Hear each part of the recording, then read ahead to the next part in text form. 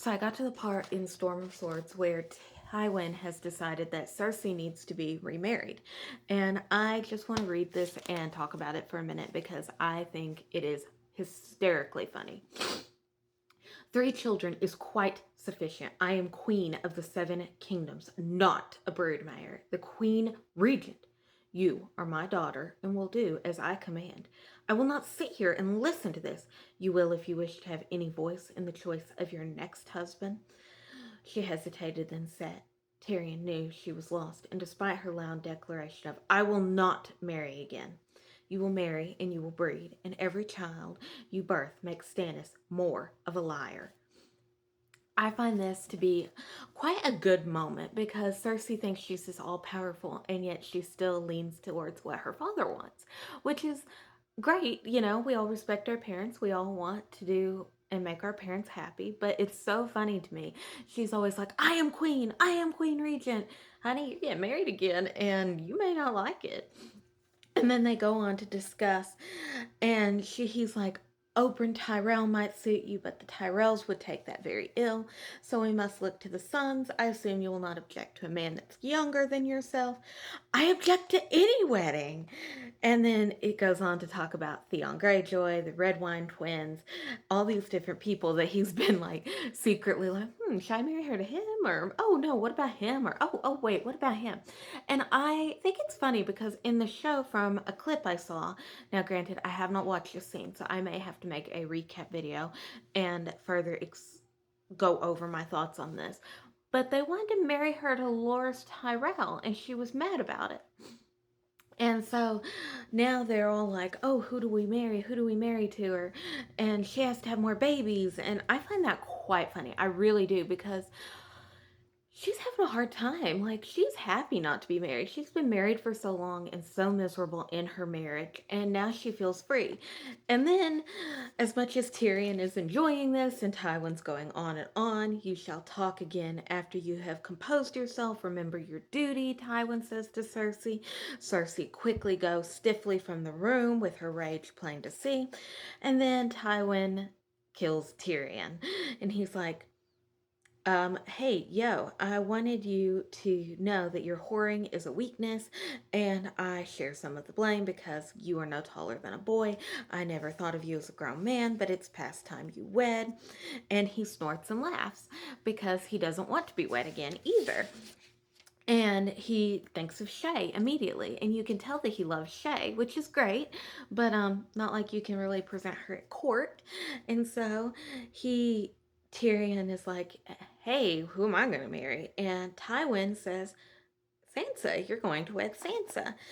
And Tyrion rubbed at the raw stubble on his nose. The scar tissue itched abominably sometimes.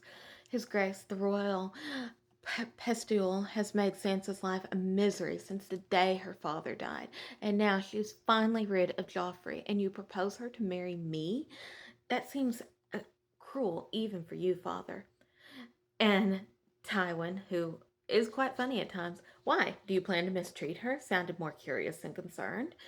The girl's happiness is not my purpose, nor should it be yours. Our alliances in the south may be as solid as Casterly Rock, but there remains the north to win, and the key to the north is Sansa Stark. And then Tyrion tries very hard to say, hey, she's a child. And Tywin's like, nope, she's had her red blossom, and you know what? Go and marry her. And he then tells him all the people that he's thought to marry and how people thought that was an insult. And now he has to marry her. And he doesn't want to do that. And he's been promised Winterfell again, and this is how I know the Red Wedding is coming, and I am so upset about it. The young wolf has taken Gwan Westerling's eldest daughter to wife. For a moment, Tyrion would not believe he had heard his father right. He broke his sworn word? Incredulous, he threw away the phrase for a maid of 16 years named Jane. He married her because he didn't want to leave her with a bastard child. And it is so sad. And here says Tyrion, I am surprised. I thought Robb Stark had more sense, but he is a boy, and at that age, sense weighs for little against lust and love and horror. Honor, not horror, honor, sorry. And that was priceless. And I think that that moment where everybody realizes their fate is not their own. They have no choice. There's always somebody above you. There's always somebody that is going to try to tell you exactly what, when, and how to do something.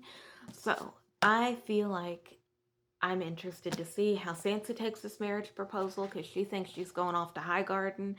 She's not now. And I find it incredibly sad that no one is actually getting what they want. Everybody is just trying to survive to the next day. And they're not really any of them happy. In a way, I do feel sorry for Cersei. I don't necessarily think she's a good person, but she is a good character. She's been through hell. She's survived one husband. She's survived three children. She's lost her brother for the time being, and now she is being married off again to further her family's line and to make them more powerful. And she doesn't want to, nor should she really have to, because what good does it do her at all? Like she said, she's not a broodmare. So I will be interested to see how everybody responds to these marriage pacts. And I know the red wedding is coming, and I'm not ready.